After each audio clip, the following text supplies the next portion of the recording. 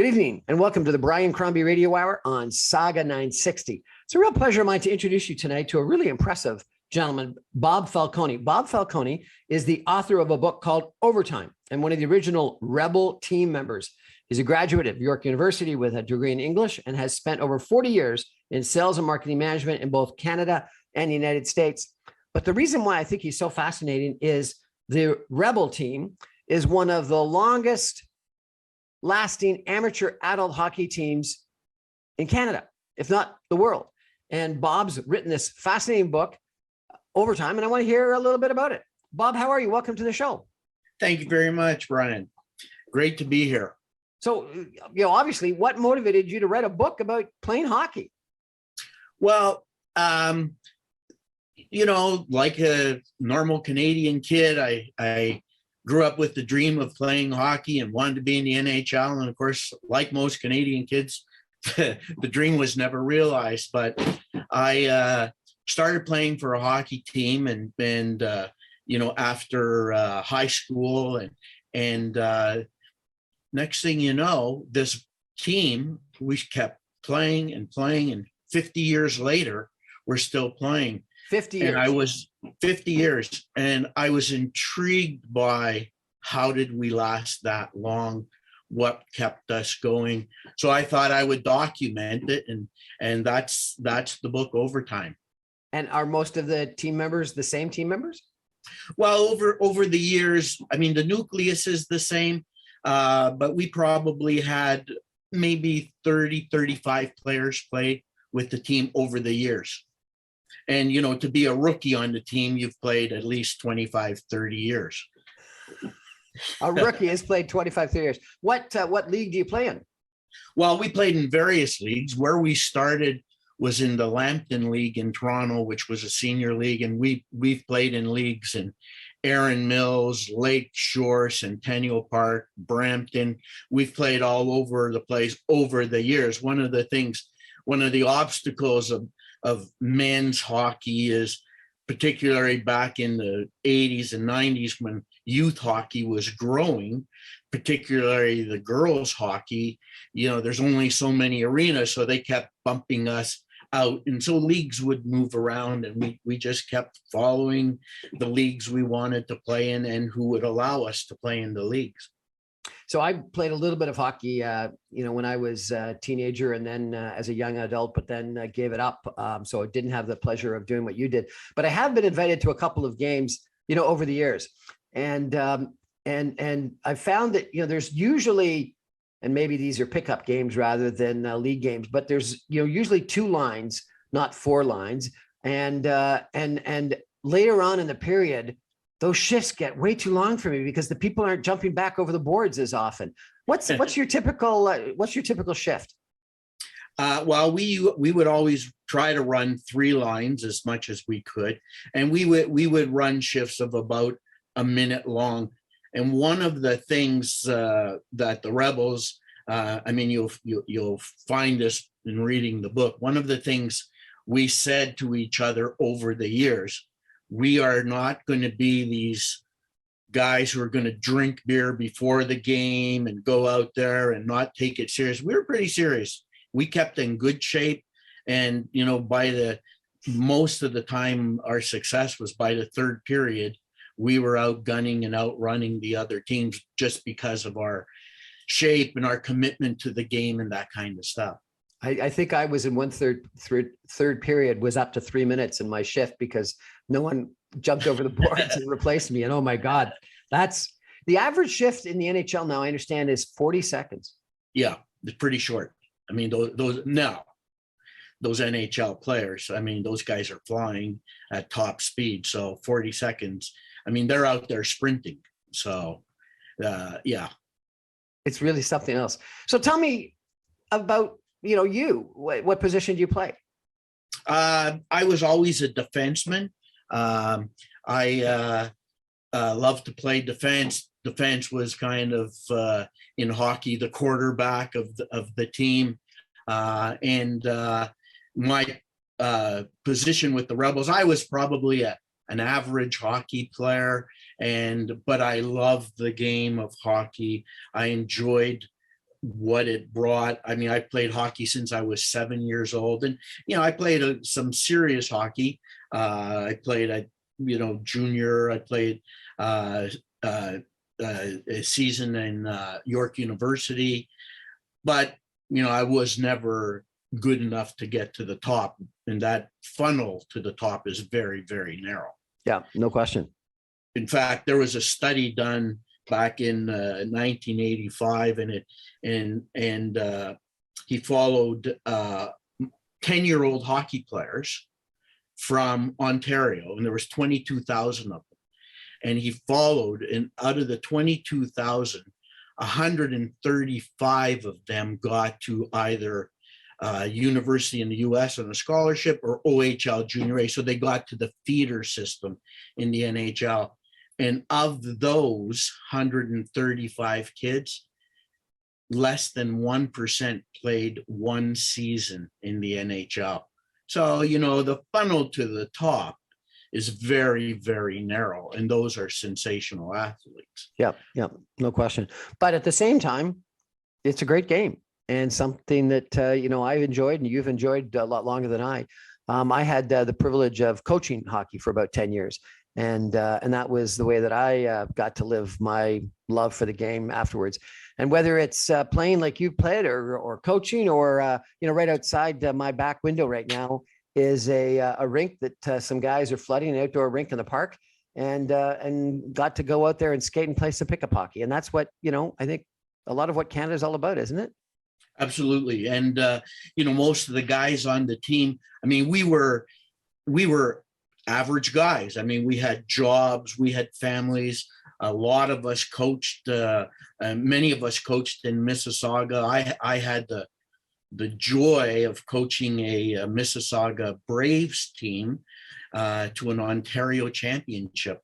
And it was absolutely thrilling and sensational coaching this Pee-wee team that far. I think that year we played 80 games. We had 175 practices, and these kids were sensational. We played Chatham in the finals, and it was to a rink full of people. And that particular game, you could compare the excitement of that game to any NHL game. And here these 12-year-olds were running around the rink playing their hearts out.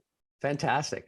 I had a team in West Vancouver when I lived at an event in West Vancouver that went to the championships, and we won in hockey. And then it was interesting because in Vancouver, the hockey season and the soccer season overlap. The soccer runs from September until the spring, unlike in Ontario, where the typical soccer season is just in the summertime. And I had not the same team, but almost the same team, ironically enough, in soccer. And we got to know each other incredibly well because the guys played both hockey and soccer at the same time. And the soccer team also won the championship the same year. Yeah. Well, when you're dealing with gifted athletes, they're gifted in many ways, Well, I'm going to ask you a little bit about teams and why teams can end up being successful, because, I think one of the things that you've done is the average team lasts, I think, only about 3 years, and your team has lasted for 50. And so there's got to be something special about the way that your team coalesced and came together. And that's probably something that has applicability to a lot of things in life.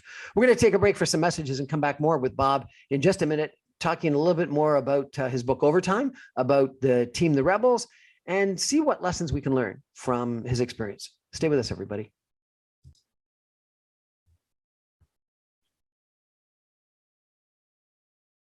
Welcome back to the Brian Crombie Radio Hour on Saga 960. We've got a really sort of heartwarming Canadiana story about hockey with Bob Falconi, who is the author of a book called Overtime, and he's one of the original Rebel team members. The Rebel team has been around for, Bob, did you say 50 years?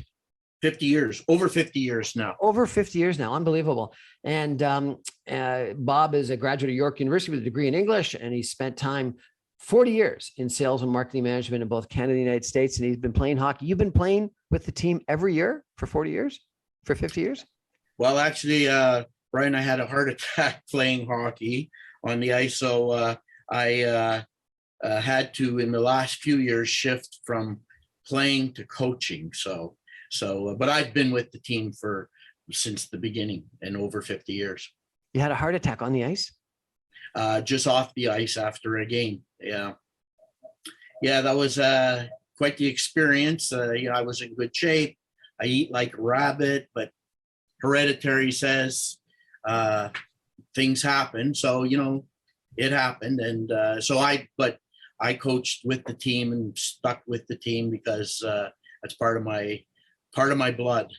I can imagine. The average team in adult hockey, I understand, lasts about 3 years. You've lasted over 50. What's the secret? Well, that's very intriguing. And you're right. And why adult teams only last 3 or 4 years is because the players run out of money. They get involved in family. They want to coach. They move. They lose interest. They don't want to play in the middle of the night or early morning. The Rebels, why I wrote this book, Brian, was to really get into what was the reason for our longevity. And our longevity, it's somewhat cliche, but we really lived it. We were zany. We had lots of fun. We were serious about the game. We had a tremendous winning record over 50 years. We've played 1,800 games and we've won over 85% of them. And 85%. Fantastic. Yeah. Congratulations. Most of the ones we lost is when we were older guys and we're playing against younger guys, because we couldn't, in the 60s, it's hard to find teams our age. So we had to play with younger guys. And we had a tremendous winning record. And of course, success breeds success. And we had fun. We had camaraderie, the hijinks, the personal connections with the guys. We grew up together. We were teenagers together. We went to university. We got married. We had families, and we did all this together. So the Rebel entity was more than a hockey team. It was really a family. And when guys left the team because they couldn't play anymore, didn't want to play anymore, but they would come out to watch. So they never really left the team. When we have a golf tournament, now we'll have, 40 people out there playing golf with us because they've always been part of the team. And so the secret to our longevity was really tied up in winning, camaraderie, brotherhood, and simply a love of the game. And, I kind of juxtapose in the book, some of today's modern athletes who actually make it. We had an incident yesterday in an NFL football game. The guy rips off his sweater, throws it, and walks off the field. What's going on in pro sports? And not all pros. There are a lot of fabulous athletes out there who do the game justice, but there are a lot of crazy things going on in pro sports. But here we are, a bunch of ordinary guys, played the game for 50 years and loved it and got a lot out of the game. So how do you create that camaraderie, that brotherhood that you described, that the team almost becomes like a family? What do you do? Well, we and by the way, Brian, you alluded to it earlier. When I looked at this, and because I've been in business all my life, and I say, what did we do as a hockey team that organizations can learn from? But we selected guys. We carefully. You had to buy into the culture, and we had a strong culture, and you bought into it. If you weren't willing to keep in shape, play the game seriously, we'd say you're not part of the team. Certainly, again, the winning was part of it because we felt good about each other. We looked after each other. And, senior hockey, particularly back when we started, they were a scene from Slapshot, right? Guys want to beat you up and knock your teeth out and then go in the dressing room and have a beer. And we had a team where we looked after each other. The big guys looked after the little guys. We just went out there, and over the years, that kind of bond and that trench warfare that we had just united us, and we just kept playing and playing and playing. I had an interesting time. I used to work for Molson's when Molson's owned the Montreal Canadiens, and I was responsible for the financial oversight of the Canadiens, and got to know the senior vice president of corporate and public affairs at the Montreal Canadiens quite well, who happened to be Jean Beliveau, the former captain. And we ended up having some wonderful conversations as I'd go to Montreal and deal with financial aspects, obviously. So nothing like what he was doing. But he really impressed me one time. We were chatting. He said I was, chatting about what made for a successful team. And we were actually had earlier in the day gone through the dressing room. And the Montreal Canadiens dressing room is renowned for the inspirational sayings and the pictures and things like that on the wall. But we were chatting afterwards, and he said that the key was pride in your team. And he said the reason why was, he said, you can have the best goalie or the best forward and still lose. But when you've got pride in your team, because everyone works together to win the Stanley Cup, because that's what it's all about, then you'll end up being successful. What do you think? Is it pride in your team that's the key? Absolutely. And by the way, Jean Beliveau, one of the companies I worked with, he was our spokesperson, and what a wonderful man and inspiration. But pride in your team, in pride in what you do, and knowing that what you do matters. And one of the things with the Rebels, I mean, every player was a contributor to the team. I mean, you either scored goals, stopped goals, and you were appreciated for what you did. And that appreciation and the pride that we had when we pulled on this jersey, it was game day. And when it was game day, we just knew that we're going to go out there and give it our all. And everyone did that every game.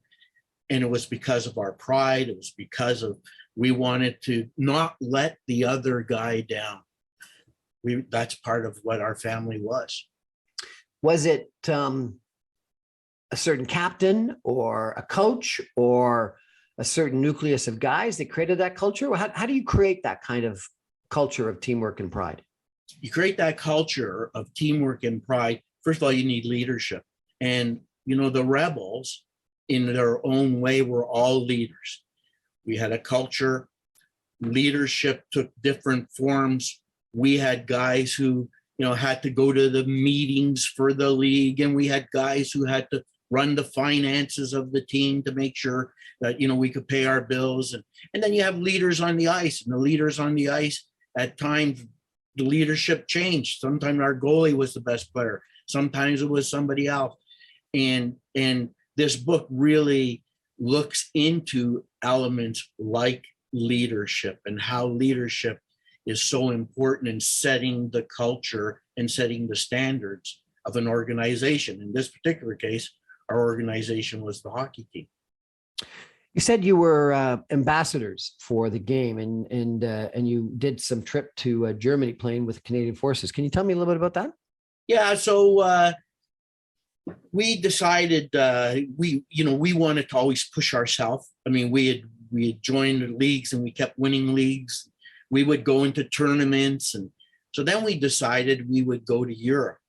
And we thought, wouldn't it be great if we could go out there and play in teams from Canadian Forces bases?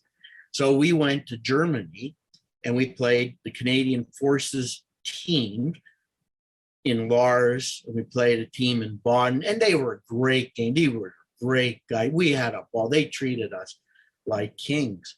But the real interesting part of the trip, one day we're going to Germany, we're in Switzerland, and we see there's this open ice, as you said before, just an open rink. So we decided to put on our jerseys, and our jerseys have always been Canada version of the 1972 Summit jerseys, were the half leaf, in our case with the Rebels. And so we put on our reds and whites and we start playing just an inter-squad game. Well, all of a sudden, there's a flash mob of people watching us. I don't know who they thought we were, but they obviously knew we were from Canada, and they all obviously associated us with hockey. And we had about 300 people watching us scrimmage and fool around. Kids were out asking for our autographs at the end of this thing. And it was actually quite a thrill for us. But we were also ambassadors particularly as we grew older. I mean, our team was well known in those circuits. People knew the Rebels. Everybody wanted to beat the Rebels because of who we were in our our winning records, because we would win a lot of championships, but we kind of set a standard for senior hockey as we grew older and said, we shouldn't be out there whacking each other over the head. I mean, referees love to referee us, teams love to play us. So it was really, I think we set a standard for what old-timer hockey, which we became old-timer hockey should and could be. And that's why I call us ambassadors. Did you have a specific cheer or something you would do in the dressing room or anything like that? No, but we were ordinary guys. So, at the end of the game, we would have our Molson and we'd go out for chicken wings and beer to our favorite restaurant, which happens to be the Pump in Mississauga. Scotty sponsored our team, and so we certainly had a love of the game, but a love of the all the stuff that surrounds the game as well. Are most of you from Mississauga? Most of us originally were from Toronto because we all played high school hockey in Toronto. That's how the team started. A lot of us moved into Mississauga. A lot of us coached in Mississauga. And when we went into tournaments, we had to declare where we were from. So we decided to call ourselves the Mississauga Rebels. Well, Hazel heard about us. And in fact, we were honored by the Sports Hall of Fame. And Hazel used to call us her team because we were these old guys and she loved us. And we have some great pictures with her. And so we always called ourselves the Mississauga Rebels. Not to be confused with the Mississauga Rebels AAA team who were into GTHL, who came along 20 years later. And stole your name. Well, they didn't steal our name. Actually, it's an interesting story. John Dixon runs the Rebels, but I coached with his brother, Mike, and we had a father and son game with our Pee Wee team that I talked to you about.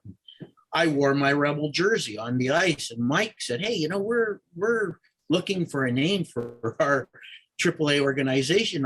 I like the Rebels." And in fact, the Rebels became the GTHL team. And I don't think they stole our name.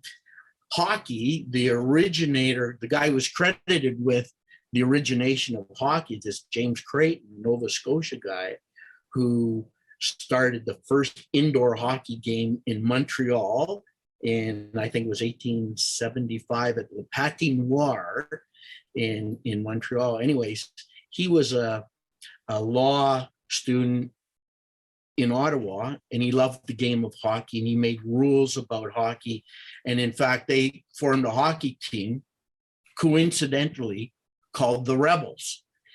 And that's actually where we got our name from. It was the original indoor Ottawa hockey team that called themselves the Rebels. Awesome. What a great story. It's interesting. I ran into a gentleman in church one day who came up to me, this tall 6'6" guy. Dave Gorman was his name, and he had written a book about his grandfather, PJ Gorman, who played for the Montreal Maroons and the New York Americans, and owned at one point in time the Ottawa Senators back before the NHL was formally created, and won, I think it was 6 or 7 Stanley Cups. And it was this great story of the birth of hockey. Yeah. Well, hockey goes way back. I mean, in the book, I have, they have record of Egyptians actually playing a stick game, and some of the indigenous people, the Micmac Indians, indigenous people played hockey. In fact, when I was a kid, the best stick out there was a Micmac hockey stick, and they had the game and they called it hurley as opposed to hockey, and that's sticking a ball on ice. What a great story. If people want to grab your book, how do they do that? The book is available at Indigo, easy to get at Amazon, and that's where they can pick it up. And remind us what it's called. Okay, the book's called Overtime, and I have a little shot here of it. And as I say, it's in paperback or hardcover, and again available on Amazon and available at Indigo. We're chatting with Bob Falconi, Falconi, who's the author of the book Overtime, which is the untold and surprising story of the Rebels, one of Canada's longest lasting amateur adult hockey teams. We're going to take a break and come back more. And I'm going to ask Bob a little bit about what he thinks about hockey today. Stay with us.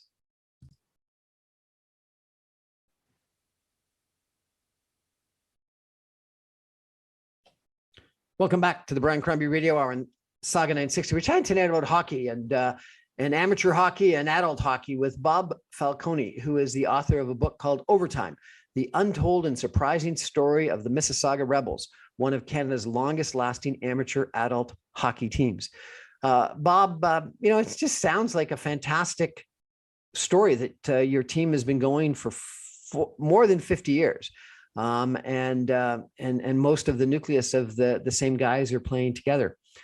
I was captain of my high school football team, and thought I was pretty good, and had a tryout with the junior Argos, and then got encouraged to go out and try for university ball. And I went out to tryouts, and I got knocked unconscious on the second day of tryouts for university ball, and I was devastated. The coach came up to me and said that I should think about academics, because obviously I couldn't hack it in university ball if I was going to get knocked unconscious on the second day of tryouts. What do you say to all those guys, gals, parents of guys and gals that, like you, like me, have got this dream of being in the NHL or the CFL or going to the Olympics or whatever it is, that we've got this dream? And, a lot of us were told that we can do it, and we want to tell our kids that they can do it, and we want to try to do it. But as you talked about, I can't remember your numbers, but it was like 27,000 people, 22,000 people that, were playing hockey, and only 135 of them made it to the NHL or the OHL or university hockey. And then only 10 of them actually made it. Yeah. Like that sieve, that funnel is so narrow. What's your message to all those guys like me and you that wanted to do it, but just weren't up to it?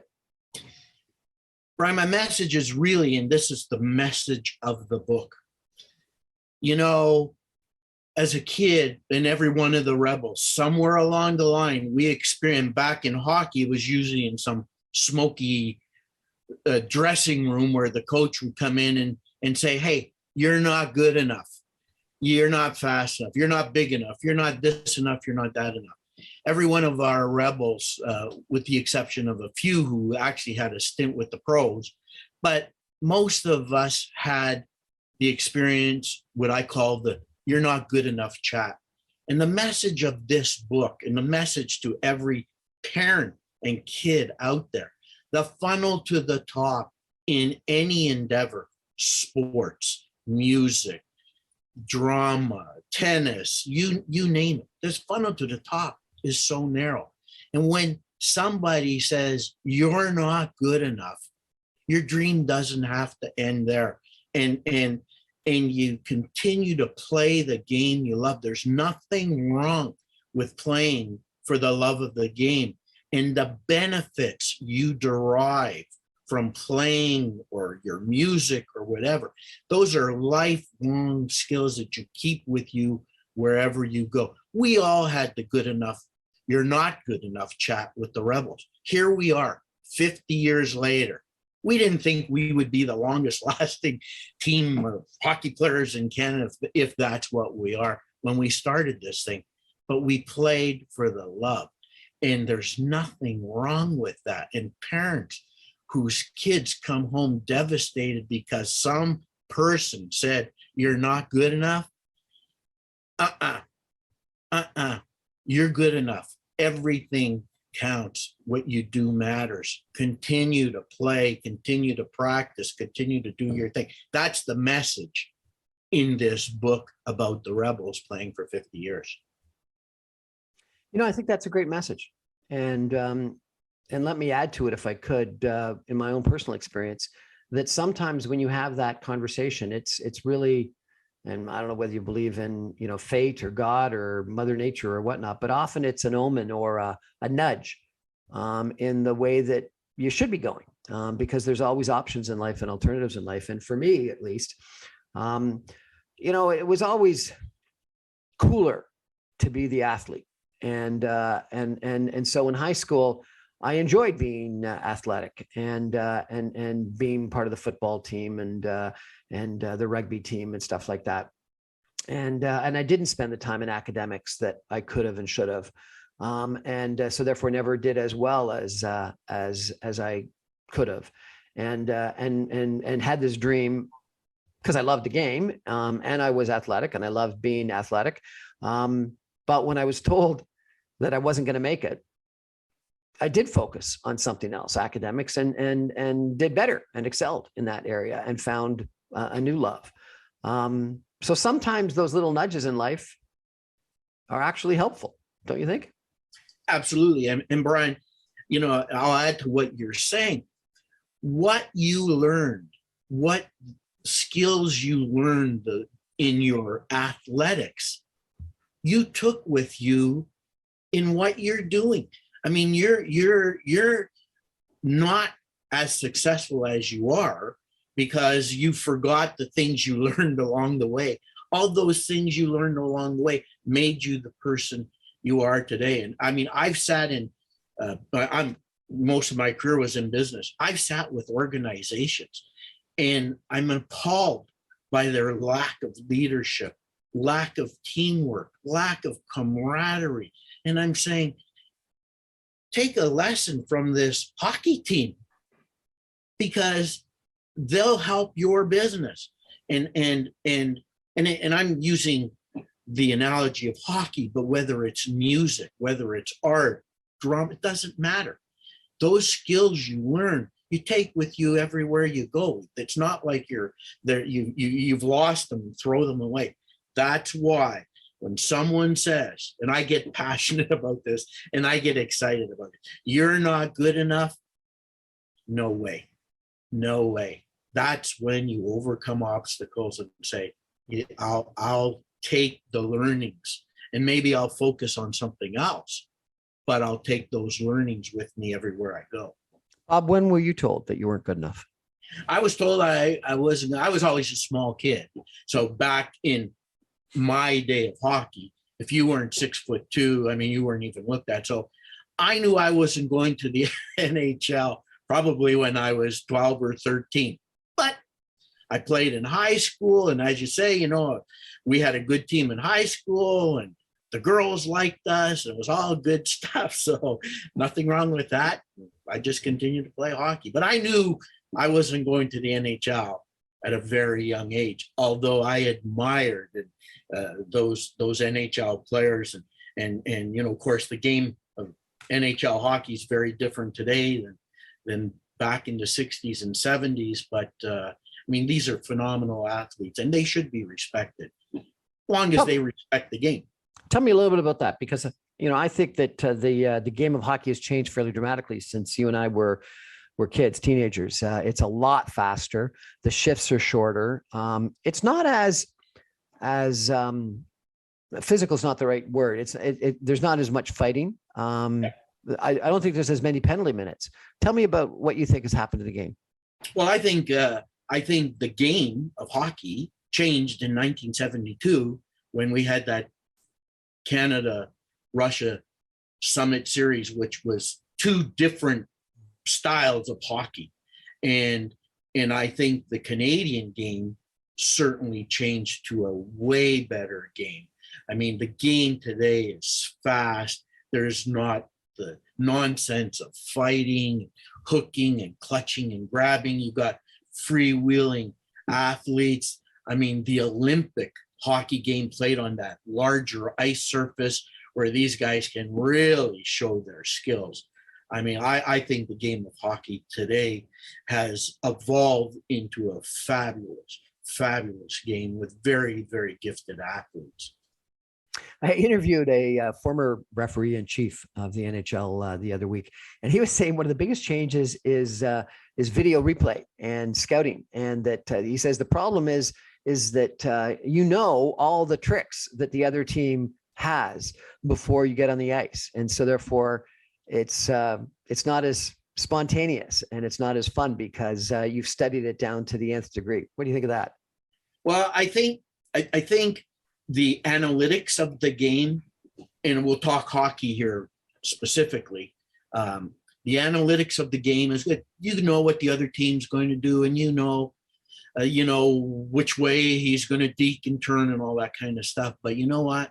Hockey's a game of emotion, and when those guys are on the ice and that puck gets dropped, you can have all the analytics in the world, but when that emotion starts to flow, emotion, particularly in hockey, takes over, and the analytics help make the game better, but it's the emotion is why 20,000 people fill, every arena every night to watch these guys play. And particularly when you get into the playoffs. I mean, there's emotion. These guys are wearing it on their sleeve. I had a little boy's dream come true in 1993. As I said to you, I was working for them at Molson, and we owned the Montreal Canadiens at the time. And I happened to be in Montreal on June 9th, 1993, when the Montreal Canadiens won the Stanley Cup in Game 6. And I was invited into the dressing room after the game and had champagne poured on my suit. And, I was just the finance guy, but they treated me like I was part of the team. It was spectacular. It was an incredible experience. Absolutely. Well, I have an even better story. I was young enough to be at the Toronto Maple Leaf 1967 Stanley Cup parade. So I'm still waiting for that to happen again. What do you think about the Leafs this year? Because some people have said that they don't have that kind of team attitude that you and I have described as so critically important. And if that's true, what do you got to do to create that? Well, I like the leadership of the Leafs, their on ice leadership. I think they have some really quality players. I think, the thing with the Leafs, they've disappointed us so many times.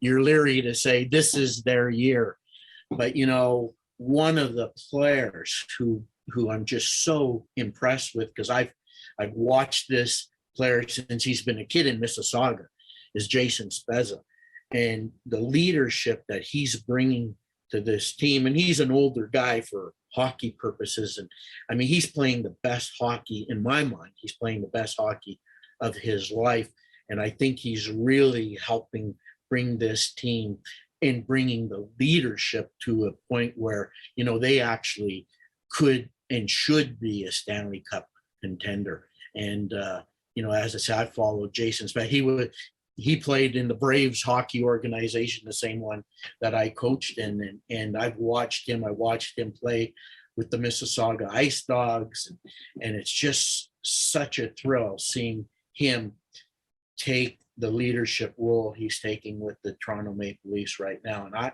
I think the Leafs are a contender this year for a Stanley Cup win. So hopefully COVID and all that kind of stuff stays out of the way so that can happen. I had the pleasure of seeing him a lot in Ottawa when he was playing in Ottawa, and I was associated with the team there.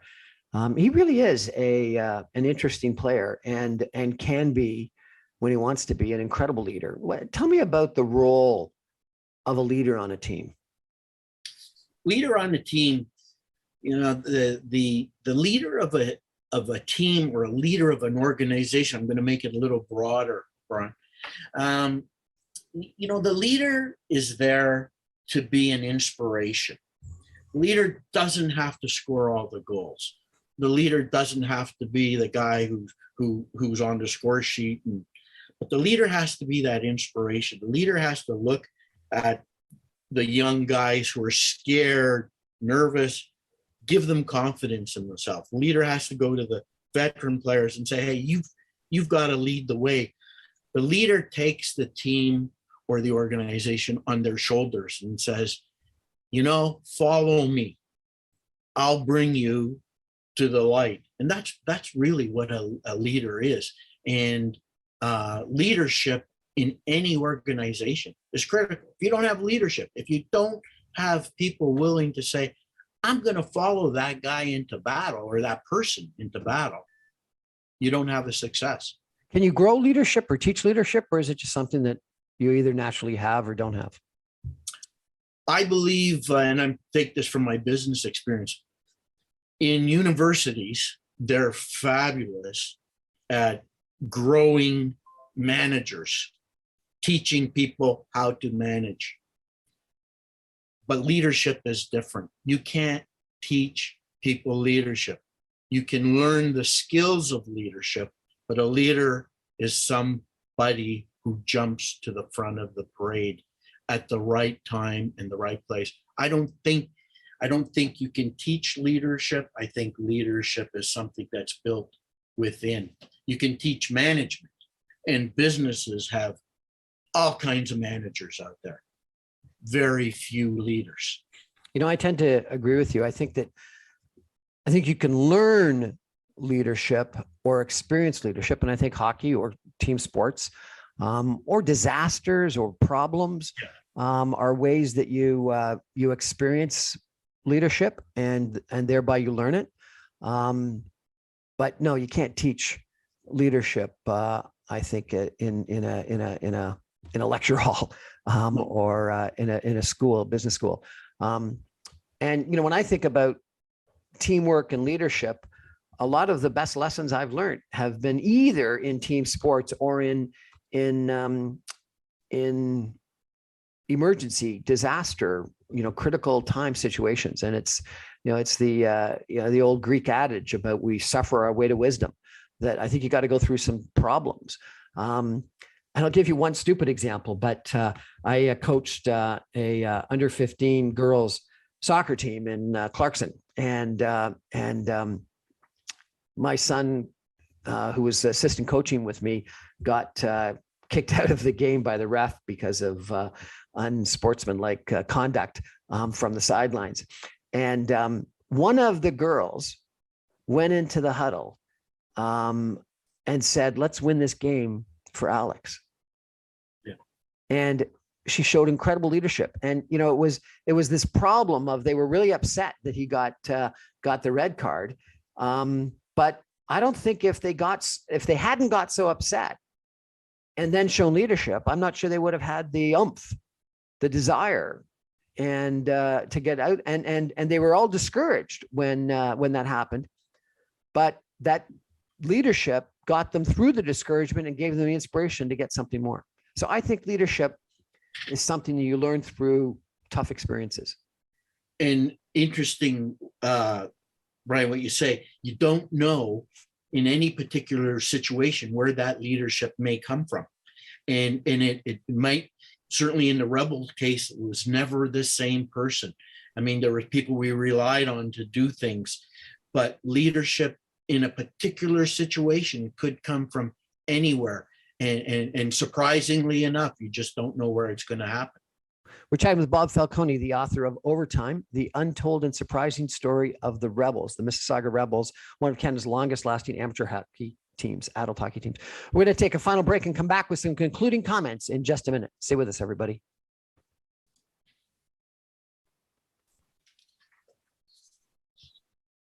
Welcome back to the Brian Crombie Radio Hour. What a great story for a cold winter day to chat with Bob Falconi, author of the book Overtime, the untold and surprising story of the Mississauga Rebels, one of Canada's longest lasting amateur adult hockey teams. They've been playing together for over 50 years. Bob wanted to write this book to inspire people about adult hockey, about not giving up when told that you're not good enough to make the NHL, to keep playing for the love of a game, and because he's got a bunch of lessons in regards to teamwork and leadership and stuff like that. Bob, who should read this book? Well, Brian, I think everybody should read this book, because every morning you wake up and you pull on a jersey. And that jersey may be from your workplace, maybe from being a parent, maybe from being a student, but nevertheless, you're pulling on a jersey.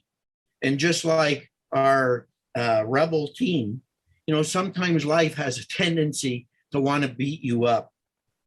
And somewhere you might hear the words, "You're not good enough." But when you pull on that jersey, it's game day. And it's important that you play for keeps. You're passionate. You're committed about what you do. And know what you do matters. And there's nothing better than the feeling of success that you get every day from knowing you're winning your real life game. So anybody who feels down in the dumps, anybody who feels like life has beat them up, read this book. Bob Falconi, author of the book Overtime. Thank you so much for joining us, telling us your story, the story of the Mississauga Rebels, and inspiring us to get out there, play a little hockey, play some team sports, read your book, and enjoy athletics forever. Really appreciate it. Thanks, Brian. Great to be here. That's our show for tonight. Thanks for joining us. I'm on every Monday through Friday on Saga 960. You can get me 960 on your AM dial. You can also stream me online anywhere in the world at www.saga960am.ca. All my podcasts and video casts are available on briancrombie.com. The videos are on Facebook, Instagram, LinkedIn, and YouTube, and the podcasts are on Audible, Apple, and Speakeasy podcasts. Bob Falconi, thanks for joining us. Have a great weekend, everybody. Good night.